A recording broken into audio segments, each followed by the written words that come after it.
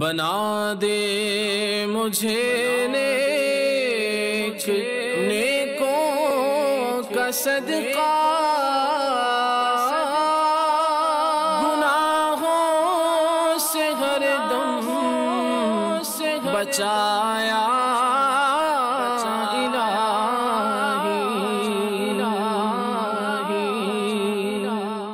الحمدللہ رب العالمین والصلاة والسلام علی سید المرسلین، اما بعد فاعوذ باللہ من الشیطان الرجیم، بسم اللہ الرحمن الرحیم۔ الصلاة والسلام علیک یا رسول اللہ وعلی آلک واصحابک یا حبیب اللہ۔ الصلاة والسلام علیک یا نبی اللہ وعلی آلک واصحابک یا نور اللہ۔ میٹھے میٹھے اسلامی بھائیوں اور مدنی چینل کے ناظرین، قیامت، میدان محشر کی دہشتوں کا بیان ہم بیانات میں سنتے ہی رہتے ہیں کہ دھوپ، پیاس، پسینہ، پریشانی، طرح طرح کے معاملات ہوں گے۔ اب ان دہشتوں میں آسانی پانے کا نسخہ، ایک تپتی دھوپ میں سائباں پانے کا نسخہ سنتے ہیں۔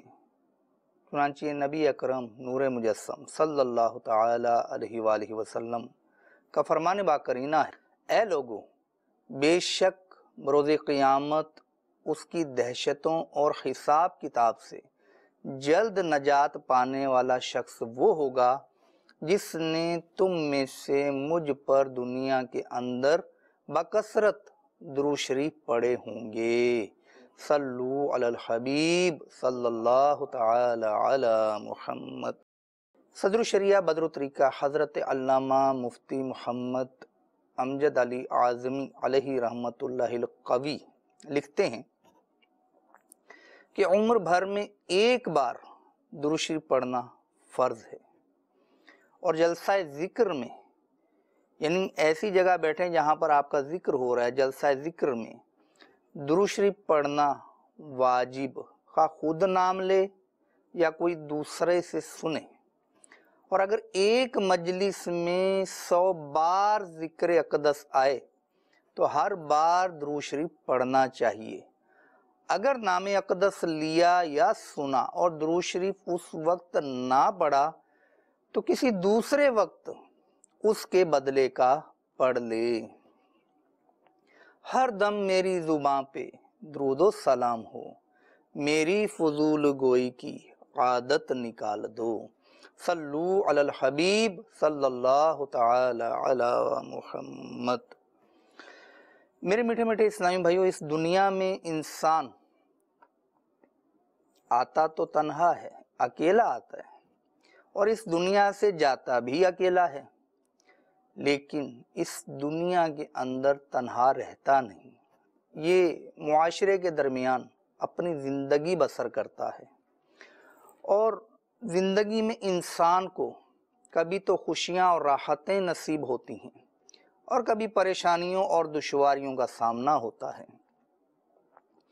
تو جس وقت پریشانیاں اور دشواریاں سامنے آتی ہیں، انسان پریشان ہو جاتا ہے، اس کا دل غمناک ہو جاتا ہے، اور اس کیفیت سے نکلنا کہ جب دل اداس ہو، دل پریشان ہو، اس کیفیت سے نکلنے میں بعض اوقات تنہا کامیابی نصیب نہیں ہوتی، اگر اس کے آس پاس رہنے والے، اس کے اطراف میں رہنے والے، اس کے چاہنے والے، اس کے پیارے اگر اس کی دلجوئی کریں گے، اگر اس کی غمخواری کریں گے، اگر اس کی ہمدردی کریں گے، تو اس کو اس غم کی کیفیت کا سامنا کرنا آسان ہو جائے گا۔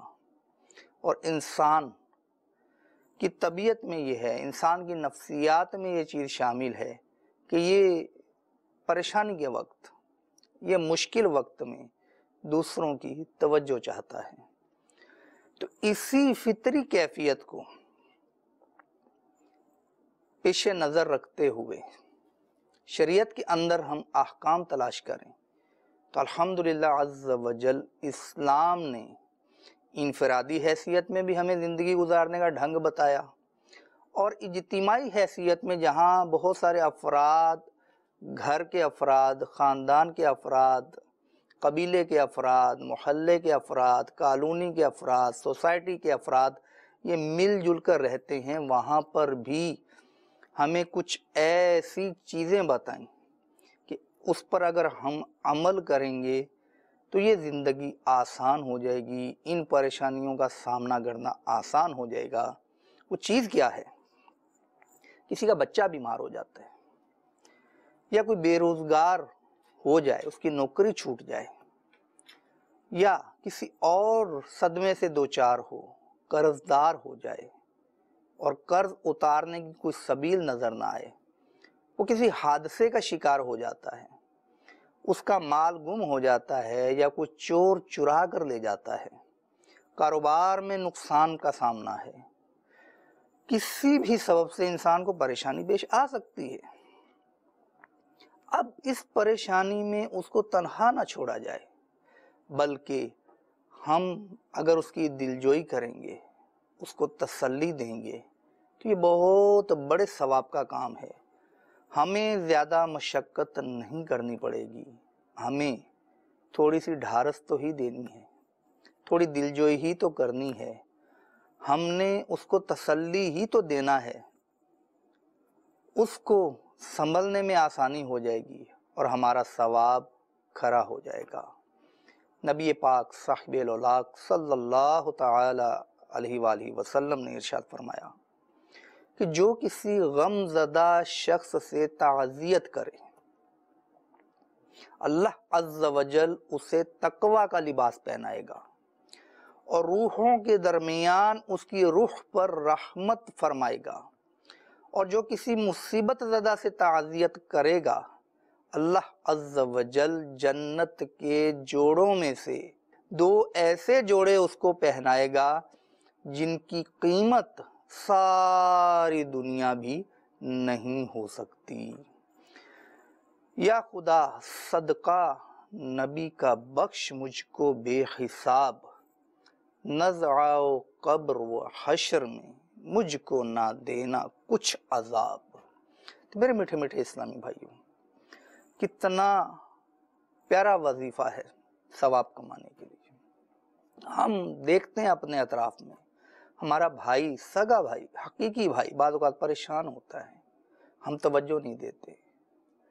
ہماری اولاد بعض اوقات ٹینشن میں ہوتی ہے، ہم پوچھتے نہیں ہیں۔ بچوں کی امی بعض اوقات پریشان دکھائی دے، ہم نہیں پوچھتے۔ ہمارا دوست پریشان دکھائی دے تو نہیں پوچھتے۔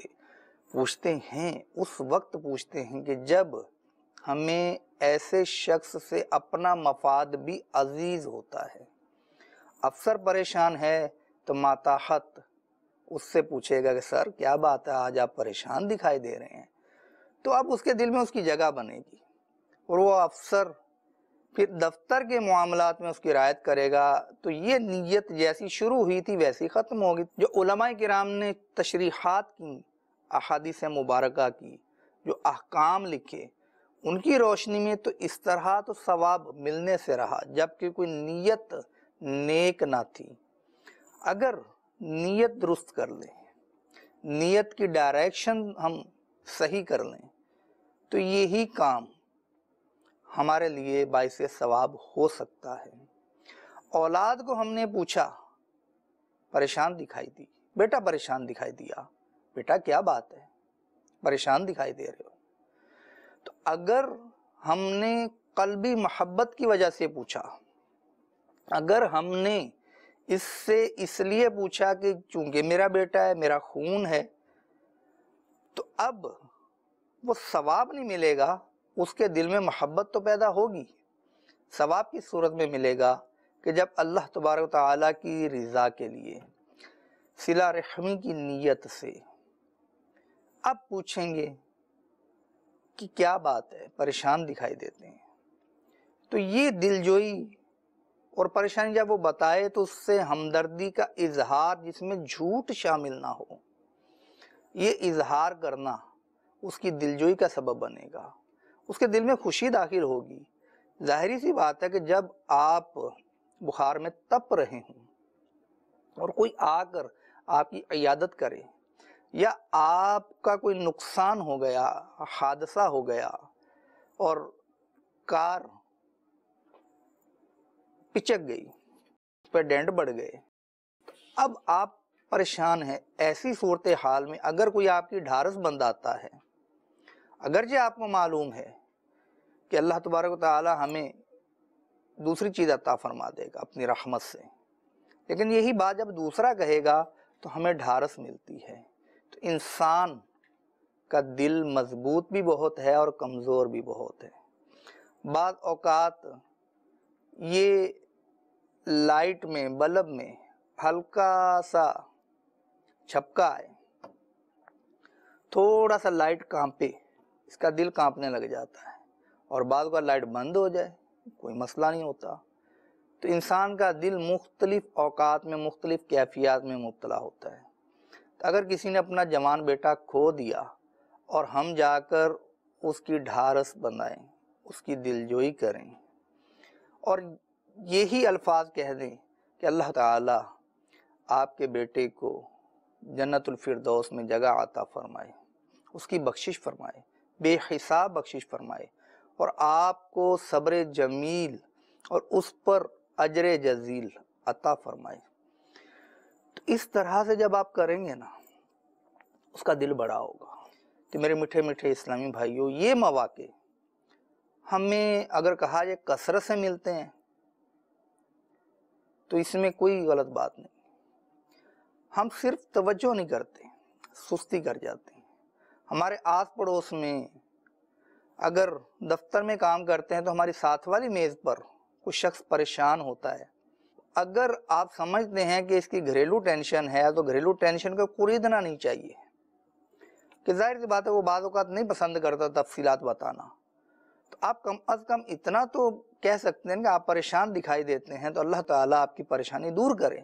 تو آپ پریشانی پوچھی بھی نہیں اور دعا بھی دے دی، اور اگر آپ کا اس کا تعلق ایسا ہے پریشانی پوچھیں اور وہ بتائے گا، اب آپ جواباً اس کی ڈھارس بندھائیں، اور جو آپ سے تعاون ہو سکتا ہے اس کی پریشانی دور کرنے میں وہ بھی ہمیں کرنا چاہیے۔ ایک بزرگ رحمت اللہ تعالی علیہ نے کسی سے پوچھا کہ کیا حال ہے، انہوں نے کہا جواب میں کہ اس بندے کا کیا حال ہوگا جس کے گھر میں فاقے ہیں وغیرہ وغیرہ، اپنی پریشانیاں بتائیں۔ اب اس بزرگ نے پوچھنا برائے پوچھنا نہیں رکھا، بلکہ وہ گھر گئے اور راشن بھیجا، رقم بھیجی قرض اتارنے کے لیے، پھر اس کے بعد تفصیلاً کسی سے پوچھنے سے گویا کہ بعد آ گئے، یوں کہیں کہ توبہ کر لی۔ اور ہمارے بزرگان دین کتنے حساس ہوتے تھے کہ اگر پوچھا ہے اور وہ آگے سے اپنی مصیبت بتاتا ہے تو پھر مدد کی جائے اگر آپ کر سکتے ہیں، ورنہ آپ اجمالی طور پہ پوچھ لیجئے اور دعا دی دیجیے۔ لیکن اگر آپ کا تعلق ایسا ہے کہ آپ کا سگا بھائی ہے، حقیقی بھائی ہے، آپ کو وہ بتاتا ہے کہ مجھے یہ پریشانی ہے، بجلی کا بل زیادہ آ گیا اور گنجائش نہیں بن رہی، کیا کروں، اگر نہیں ادا کروں گا تو بجلی کٹ جائے گی، میٹر اتار کے لے جائیں گے۔ تو اب اگر اللہ تبارک و تعالیٰ نے آپ کو اتنی وسعت دی ہے، اتنی طاقت، اتنی گنجائش دی ہے، تو چاہیے کہ اس بھائی کی مدد کریں۔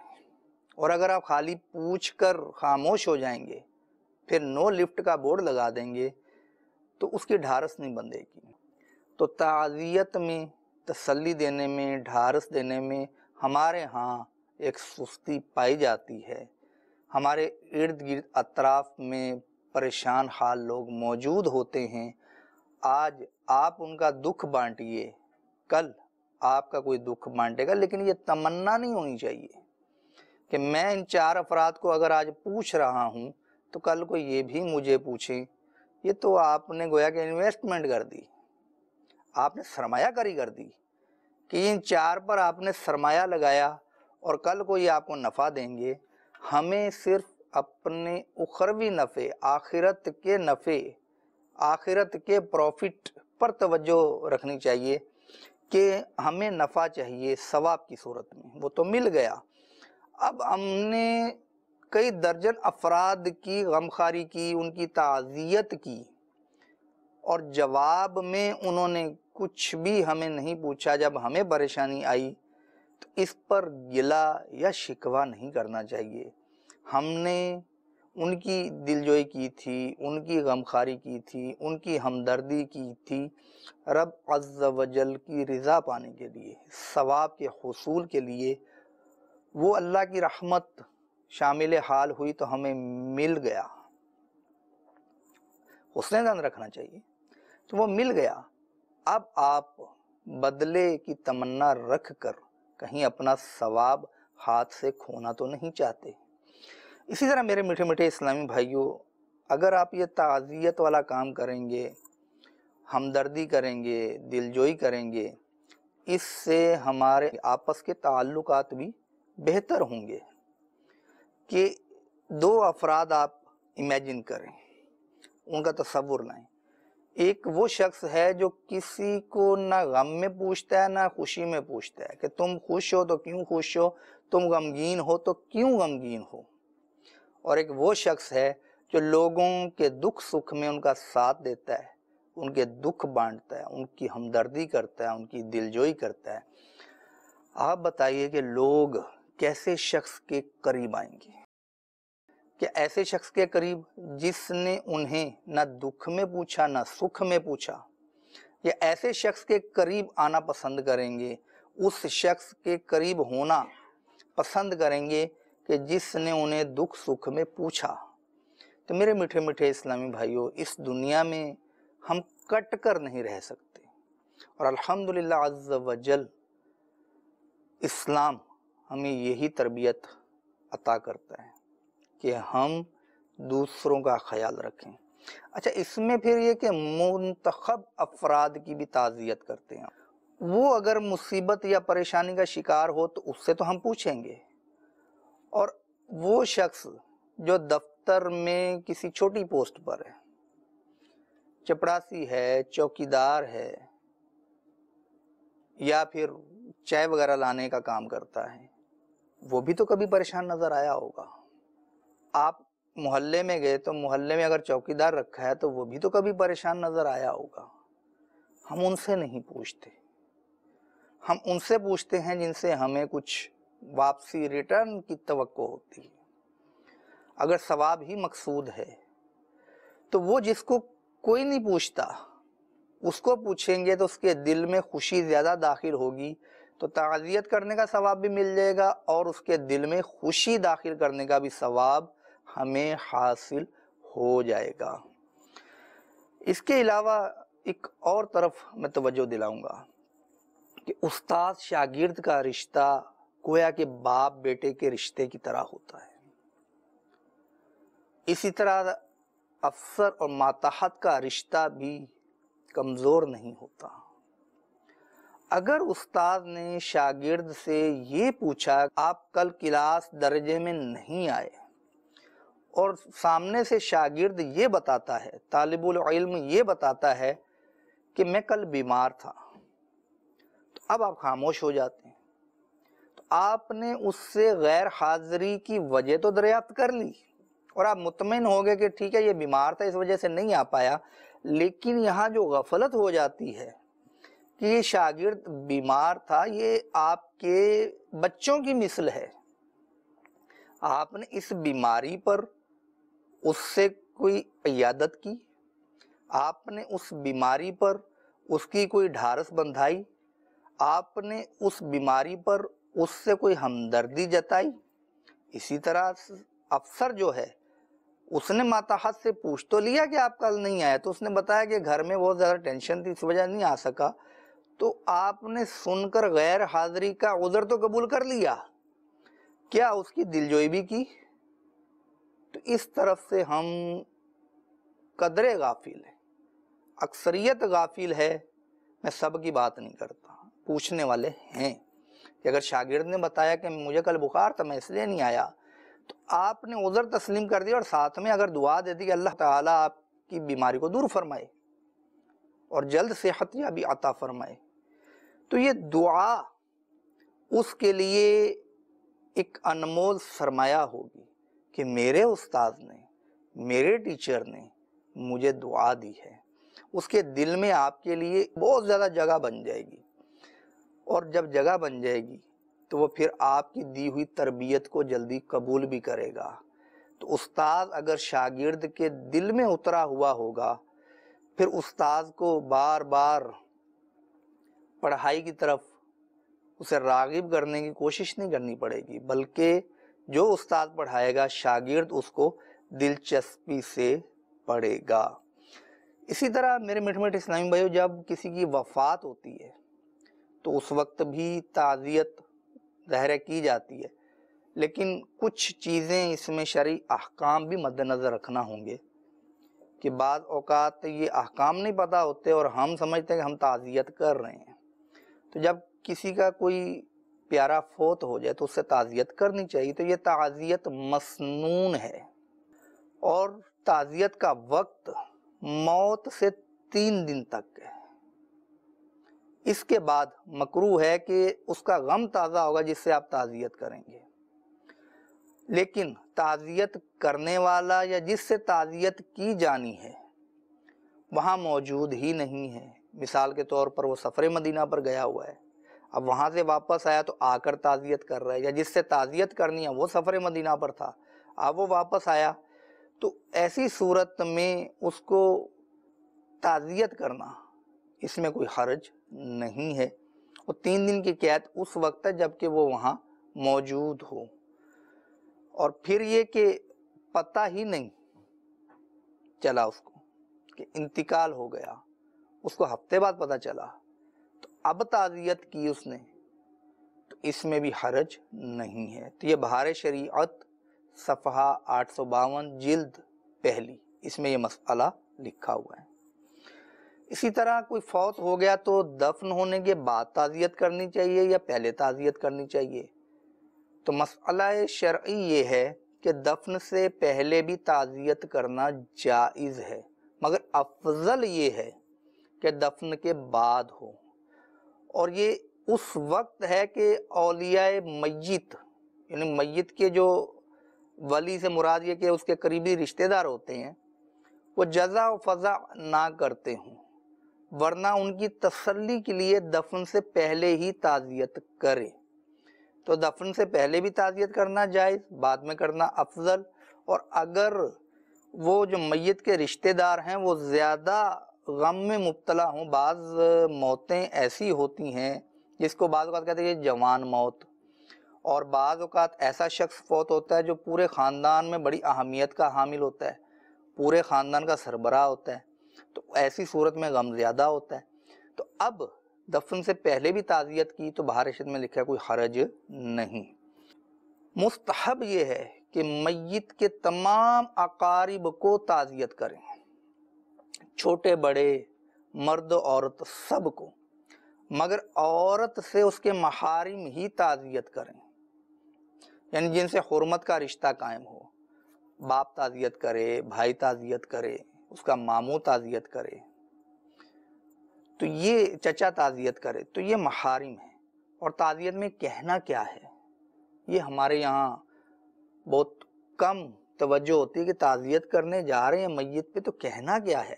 اس کے کچھ الفاظ بارش میں لکھے ہیں، یہ کہے کہ اللہ تعالی میت کی مغفرت فرمائے اور اپنی رحمت میں ڈھانکے، اور تم کو صبر روزی کرے، یعنی صبر عطا کرے، اور اس مصیبت پر ثواب عطا فرمائے۔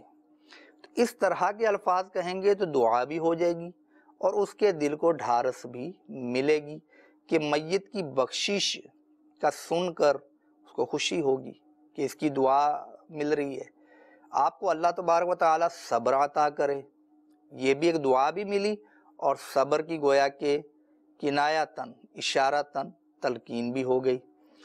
تو نبی پاک صاحب الاولاق صلی اللہ تعالی علیہ وآلہ وسلم نے بھی تعزیت کی، ان الفاظ سے تعزیت فرمائی۔ یہ الفاظ منقول ہیں، للہ ما اخذ واعطى وكل شيء عنده بأجل مسمى۔ اللہ ہی کا ہے جو اس نے لیا دیا، اور اس کے نزدیک ہر چیز ایک میعاد کے ساتھ مقرر ہے۔ کتنی پیاری دعا ہے کہ جو رب تعالیٰ نے لیا اسی نے دیا تھا، جو رب تعالیٰ نے دیا ہے وہی لے لے گا، اور اس کے نزدیک ہر چیز کی میعاد یعنی ایک وقت مقرر ہے۔ تو آپ نے دیکھا ہوگا کہ جس طرح انسان اس دنیا سے رخصت ہوتے ہیں، بے جان چیزوں کا بھی وقت ہوتا ہے۔ ایک درخت بظاہر تو بے جان تصور ہوتا ہے نا، وہ درخت لگا کھڑا ہے لیکن ایک عرصے بعد وہ درخت دکھائی نہیں دیتا۔ اسی طرح سے برتن آپ گھر میں لاتے ہیں تو برتن ٹوٹ جاتے ہیں، ان کا بھی وقت مقرر ہوتا ہے۔ تو تعزیت کرنا، تسلی دینا، ہمدردی جتانا، غمخواری کرنا کتنی پیاری نیکی ہے اور کیسی آسان نیکی۔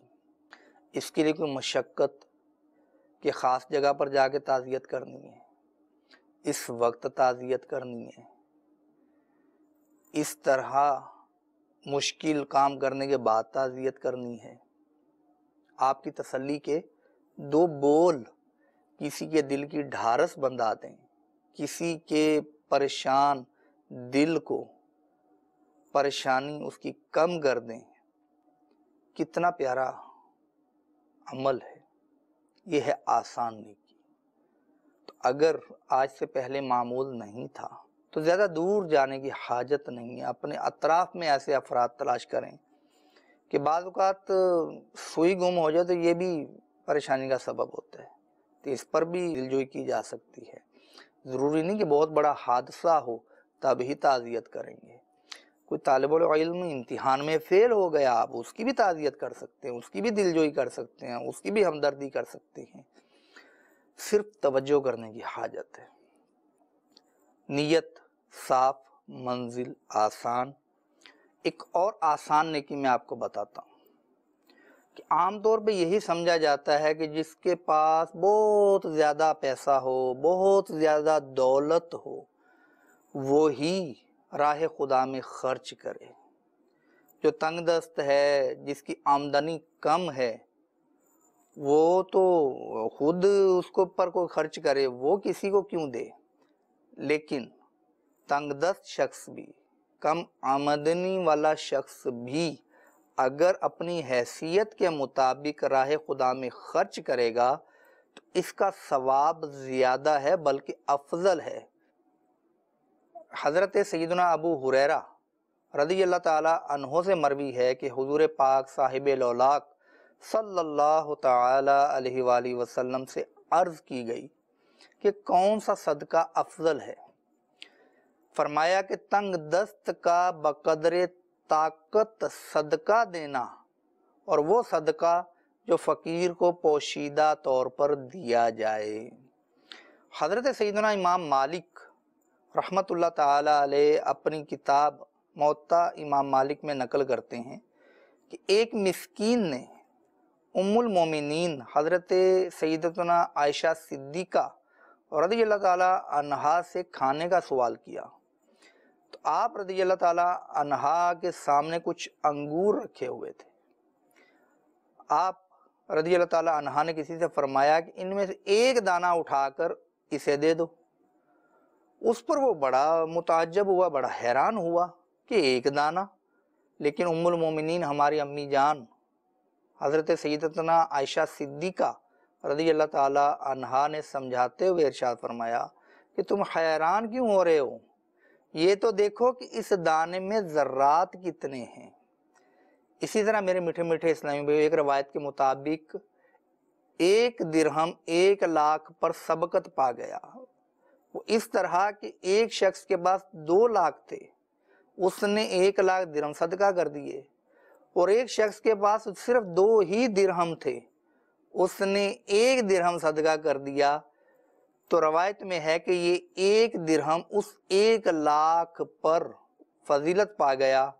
وجہ کیا تھی؟ وجہ یہ تھی کہ یہ شخص تنگ دست تھا، اس نے بقدر طاقت یعنی اپنی نصف روزی یہ راہ خدا میں خرچ کر دی، تو ہم یہ نہ دیکھیں کہ ہمارے پاس ہزاروں آئیں گے، لاکھوں آئیں گے، کروڑوں آئیں گے تو پھر ہم خرچ کریں گے۔ وہ تو ہر ایک خرچ کر ہی سکتا ہے۔